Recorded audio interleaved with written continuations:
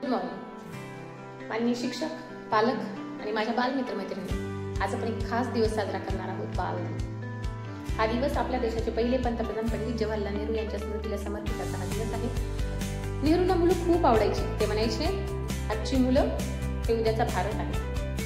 मित्रांनो, आपण सर्वांनी चित्रपटामध्ये सुपर हिरोज पाहिले आहेत. कधी स्पायडरमॅन, कधी सुपरमॅन, कधी शक्तिमान. पण सुपर हिरोज हे फक्त चित्रपटातच नसतात.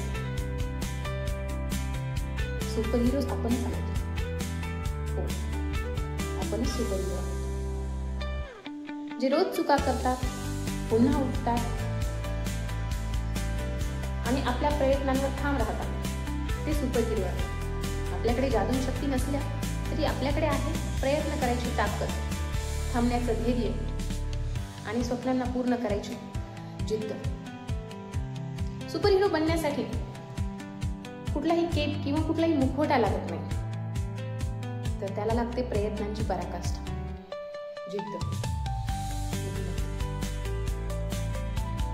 जे प्रत्येक मूल आपल्या आई वडिलांना हसवतं, आपल्या मित्रांना मदत करतं आणि रस्त्यावर पडलेला कचरा उचलतो, ते सुपर हिरो आहेत.